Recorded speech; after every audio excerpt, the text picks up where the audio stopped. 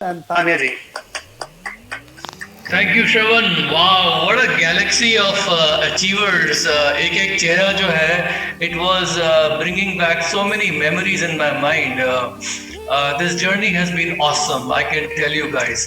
दोस्तों, कुछ लर्निंग्स हैं मेरी इस बिजनेस को लेके जो मैं आप लोगों की, I want to pass it on to you people, मैं आप लोगों को देना चाहूंगा। And of course they are not like, इन सब चीज़ों को जो है, you must understand this is all part of a journey. मैं चाहता हूँ कि जितने भी यहाँ लोग बैठे हुए हैं जो नए हैं या बिजनेस अभी भी शुरू किया है, I would like to talk to all of you a little bit कि वाई अंडर दीज सर्कमस्टेंसेज, आज की परिस्थितियों में ये इंडस्ट्री, ये बिजनेस, ये कंपनी सबसे बढ़िया क्यों है। देखिए, understand that we are all part of trends, चाहे हम लोग चाहें या नहीं चाहें, हम लोग ट्रेंड्स ट्रेंड्स होते हैं ना। जैसे पहले क्या हुआ था, 2000 साल पहले हम लोग एक एग्रीकल्चरल युग में रहते थे, जहां जिसके पास सबसे ज्यादा खेती होती थी, खेती का लैंड होता था, those who had the most agriculture land, farming land, वही वेल्थ कंट्रोल करते थे। उसके बाद धीमे धीमे धीमे धीमे जब हम लोग 20th सेंचुरी के युग में आए तो we were part of a new trend जिसको कहते थे इंडस्ट्रियल एज, जहाँ पर बड़े बड़े कॉर्पोरेट जायंट्स जैसे इंडिया में टाटास, बिरलास, या बाहर देखें वेस्ट में तो एंड्रू कार्नेगी, हेनरी फोर्ड, जिनकी बड़ी बड़ी स्टील मिलें हुआ करती थी, बड़ी बड़ी कंपनियां होती थी जहाँ मैन्युफैक्चरिंग होती थी, वो कंट्री की वेल्थ कंट्रोल किया करते थे। लेकिन उसके बाद 2000 के बाद, less than 20 years back, India में अगर हम देखें तो आज से मेरे ख्याल में 15 साल पहले किसी को फेसबुक के बारे में नहीं पता होगा। आज से हो सकता है 10 साल पहले एप्पल को कोई जानता नहीं होगा इतना, एप्पल ब्रांड को। लेकिन टुडे कंपनीज लाइक फेसबुक हो गई, चाहे वो ट्विटर हो गया, चाहे गूगल हो गए, चाहे एप्पल कंपनी हो गई, जो बेसिकली इंफॉर्मेशन एज, जहां पर इंफॉर्मेशन आप तक पहुंचाने का काम हो रहा है, ये जो कंट्रोल कर रहे हैं, ये कंपनीज जो है ना, ये आज की तारीख में वेल्थ बना रही हैं पूरे वर्ल्ड में। Apple is today the first company in the world to reach the market capitalization of $2 trillion. First company in the world worth more than $2 trillion. तो ये कंपनियां क्या करती है, फेसबुक क्या करता है, ये नेटवर्क बनाता है। मैकडोनल्ड्स के जो स्थापक, जो ओनर थे, रे क्रॉक, जिनका हम एग्जाम्पल दिया करते थे प्लान में, उन्होंने 65 साल की उम्र में अपना नेटवर्क बनाना शुरू किया using hamburgers and French fries as a product. लेकिन मार्क जुकरबर्ग ने वही काम जो था 20 साल की उम्र में अपने कॉलेज की डॉर्मेट्री में टू बिल्ड हिज नेटवर्क, लेकिन उनका प्रोडक्ट क्या था? उनका प्रोडक्ट कुछ नहीं था, it was just Facebook, that's it. यहाँ की इंफॉर्मेशन वहां तक सब लोगों को इकट्ठा करना। तो आज की तारीख में नेटवर्क्स जो बनाता है वो वेल्थ कंट्रोल करता है। तो you must understand why Amway business is the best business in the world and why this is the best time in the history to be building the Amway business, is because ये business हमें network बनाने की क्षमता देता है, ऐसा network, ऐसा asset जो हमारी फैमिली में जनरेशंस आफ्टर जनरेशंस रहता है। तो number one reason why you should be building this business is, first of all, you get to build your asset. आप किसी के लिए जॉब करते हैं, I don't care, you could be the president of that company, if you are working for somebody else, you are an employee, आप company के owner का asset build कर रहे हैं, अपना एसेट नहीं बिल्ड कर रहे। You are only working for your retirement, that's all. In Amway, my network is my asset. मेरा जो एसेट है वो मेरी फैमिली में जनरेशंस तक रहेगा, एंड एमवे इंश्योर्स दैट। दूसरी चीज जो मेरे को लगता है कि आज की तारीख में जो यंगस्टर्स हैं, यूथ है, वो बहुत फास्ट प्रोग्रेस करना चाहता है। और हिस्टोरिकली हम लोग क्या देख रहे हैं कि जितनी फास्ट यूथ की एस्पिरेशंस बढ़ रही हैं about owning the best things in life, about the lifestyle aspirations, जितनी अच्छी अच्छी चीजें वो, जितनी ब्रांडेड चीजें वो फटाफट चाहते हैं, जिस तरह की लाइफ वो जीना चाहते हैं, उसके मुताबिक, उन एस्पिरेशंस के मुताबिक उनकी इनकम नहीं बढ़ रही है। It's a fact. Recession, sorry, आज की तारीख में जो इन्फ्लेशन है, it basically Yeats up most of your earnings. तो एमबीए बिजनेस में मेरे को अच्छी बात क्या लगती है कि हर 2 से 3 साल या उससे भी कम समय में आप अपनी इनकम को डबल कर सकते हो। पहला गोल, जितने भी नए लोग यहाँ पर हैं, the first significant goal for you is going to be a founder platinum और platinum level. You get to earn about 10 to 12 lakh rupees per annum. लेकिन उसके बाद जो नेक्स्ट सिग्निफिकेंट लेवल आएगा आपका आएगा एमरल्ड लेवल।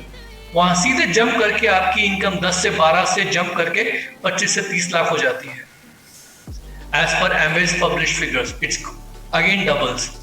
और अगर फिर आप एमरल्ड से डायमंड जाते हो तो 25 से 30 लाख से जंप करके आपकी इनकम जो है वो 50-55 लाख बढ़ जाती है।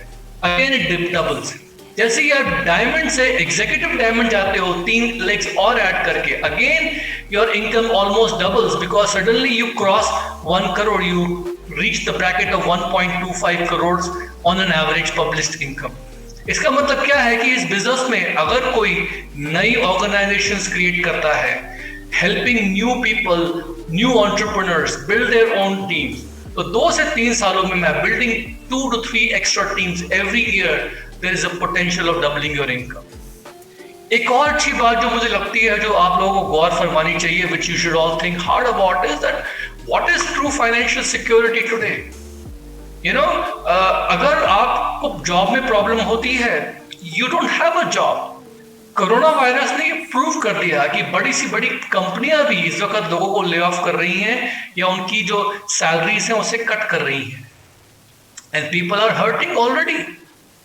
बट हमारे बिजनेस में when we build a team, if I build a team of customers, तो अगर मैं कुछ समय के लिए अपने आप को बिजनेस से विड्रॉ कर लेता हूं तो मेरे कस्टमर्स जिनके साथ मैंने एक अच्छी रिलेशनशिप बिल्ड कर रही है, वो कस्टमर्स एमवे के प्रोडक्ट्स खरीदना बंद नहीं करते। तो उस रिलेशनशिप का, उस टाइम का जो मैंने डाला कस्टमर्स की टीम बिल्ड करने का, उसका जो रेजिडुअल इफेक्ट होता है वो मेरे लिए तब इनकम क्रिएट करता है जब मैं काम नहीं करता हूं। If I have built a team of business builders and done my work properly using all the tools available to me, तो वो जो टीम है उनके साथ जो मेरी रिलेशनशिप बिल्ड हुई है, जो उनको मैंने वर्क एथिक बताया है, सिखाया है, उनका जो काम करने का तरीका है, उस काम करने के तरीके पे वो ऑटोमेटिकली पैसा कमाएंगे ही कमाएंगे अगर मैं उनके साथ टाइम नहीं भी डालूं।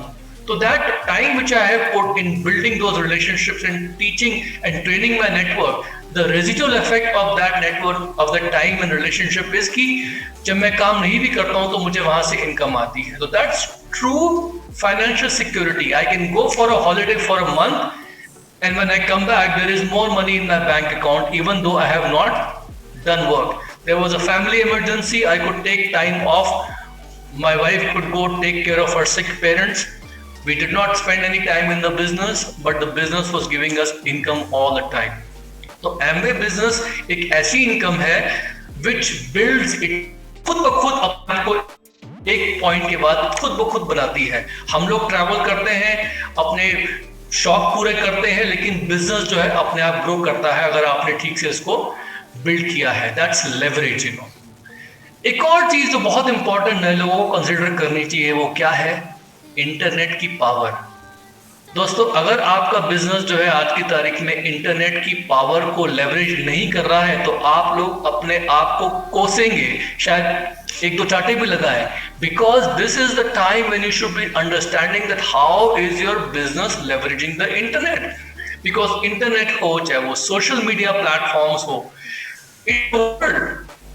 और 10 साल बाद I would much rather look back and feel good about my business which was leveraging and based on the latest technologies, you know, rather than, you know, be thinking कि काश मैंने वो कर लिया होता।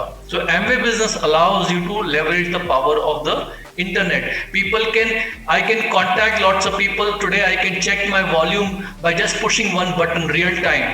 मुझे अपनी टीम में लोगों से कांटेक्ट करना होता है, जूम पे लगाना होता है, एक बटन दबा के मैं सब लोगों से बात कर सकता हूँ। This is the time you should be building an internet-based business. That's why I tell people this is the best business and Amway is the right company. Rich and rewarding life दोस्तों, जितना personality development, जितना change, जितना value addition मैंने लोगों की life में इस business के थ्रू आता हुआ देखा, उतना मैंने कहीं भी किसी भी सेल्फ हेल्प ऑर्गेनाइजेशन, माफ कीजिएगा किसी भी रिलीजियस ऑर्गेनाइजेशन में भी मैंने इतना चेंज लोगों में, इतना परिवर्तन लोगों की लाइफ में आता हुआ नहीं देखा है। यहाँ एक एक आदमी की लाइफ की स्टोरी में you can, if you ever get a chance to talk to people who are mentoring you, they'll talk about how they have made more friends, how they have made real friends, how they have improved their relationships, how they have come closer to their children, to their parents because of this business. तो ये जो lasting, ये जो personality development होता है लोगों के अंदर, कैरेक्टर डेवलपमेंट होता है, all because of the books we read and the association we keep, that makes a huge difference. और दोस्तों लास्टली मैं यही बोलना चाहूंगा about the business why it make sense, because India में पॉपुलेशन बूम हो रहा है। हम चाहें या ना चाहें, हमारे इंडिया की पॉपुलेशन खासकर यंग लोगों की इतनी फास्ट ग्रो होती है कि कहावत है कि इंडिया में हर साल एक नया ऑस्ट्रेलिया पैदा हो जाता है। हमारी सरकार की सारी योजनाएं, सारी प्लानिंग फेल हो जाती है बिकॉज पॉपुलेशन ग्रोज फास्टर। तो आज की तारीख में हमारी जो पॉपुलेशन एक्सपोनेंशियली ग्रो हो रही है, it's going off the chart. It may be bad for some organizations और गवर्नमेंट, बट हमारे बिजनेस के लिए it's very very good, because बहुत सारे लोग इस बिजनेस में जो है इस वक्त आ रहे हैं।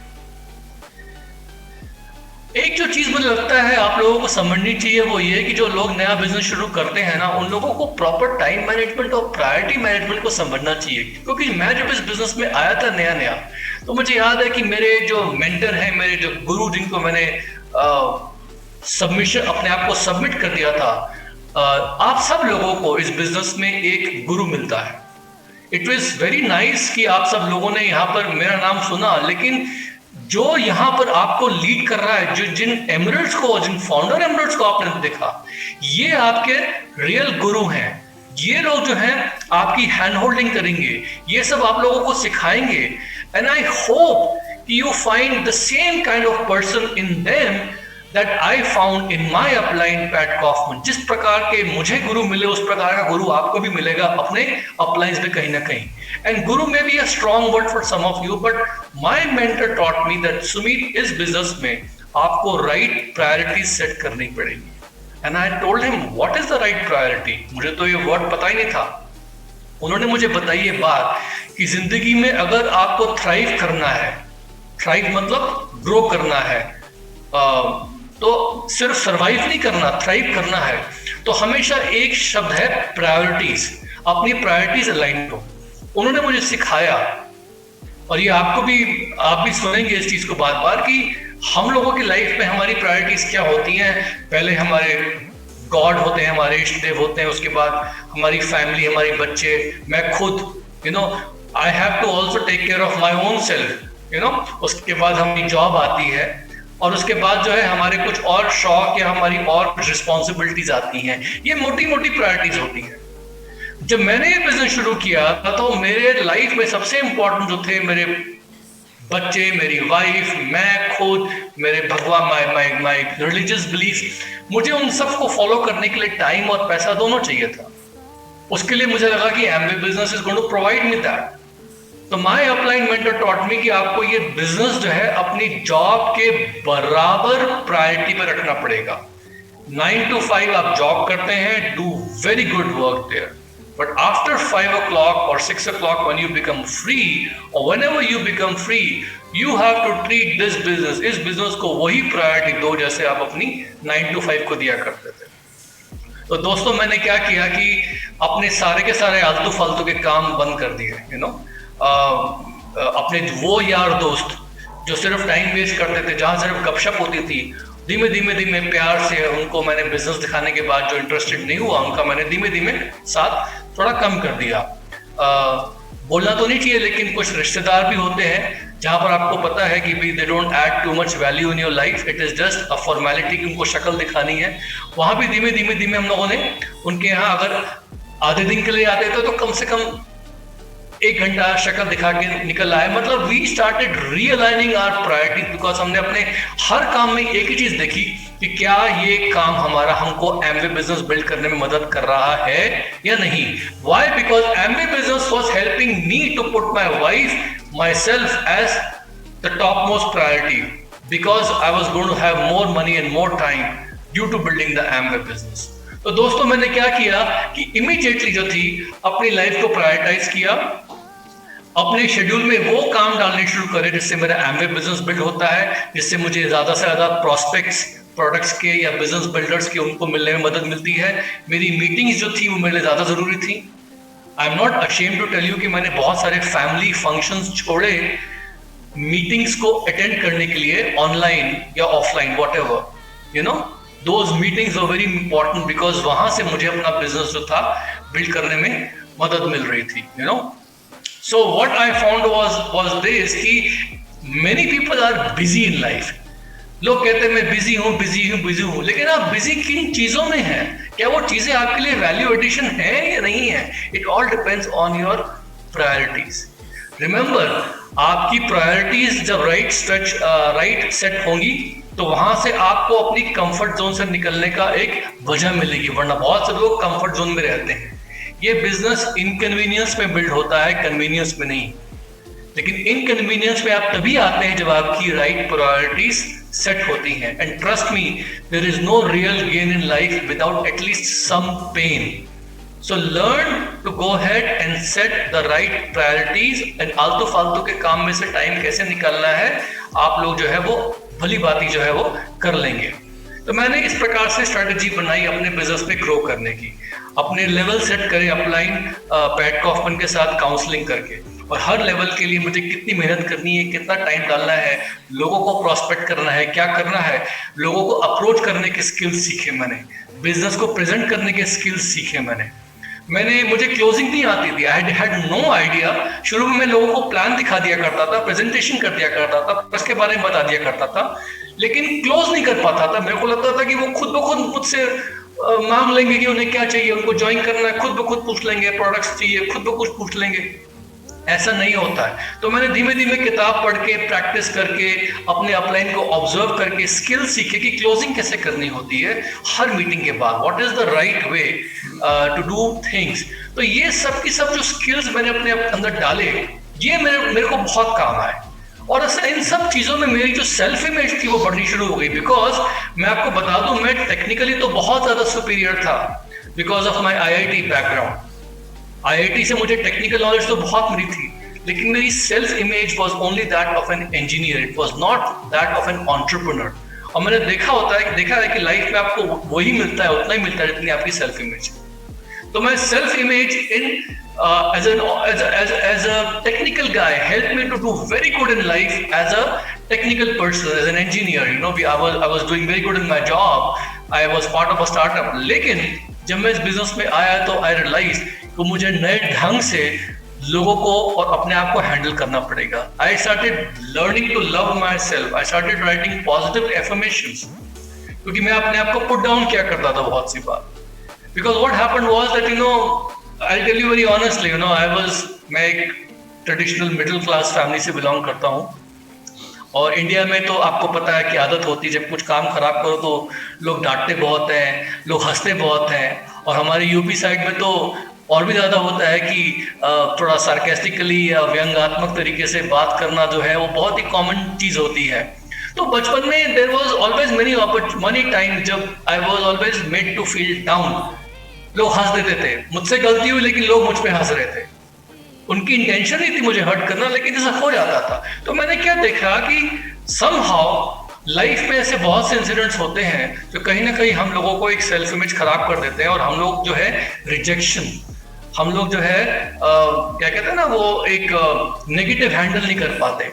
मेंटली टफ होना बहुत जरूरी होता है। इस बिजनेस में जब मैं आया तो मुझे समझ में आया कि मेंटल टफनेस क्या होती है। It is a choice, it is a discipline. ये कोई ऐसी चीज नहीं है जो भगवान आपको विरासत में दे देते हैं। It is something that you have to develop तो मैंने क्या किया कि मैंने इस बिजनेस में आने के बाद किताब पढ़ के अपलाइन के साथ काउंसलिंग करके, वो मुझे इंकरेज किया करते थे, मुझे बताते थे कि इन चीजों पे इम्प्रूव करो।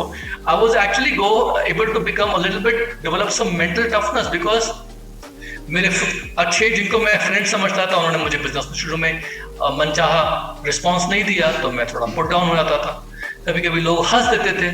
सब time people you should think कि तुम आईआईटी के हो, तुम ये बिजनेस क्यों कर रहे हो। लोगों की अपनी अपनी राय होती है।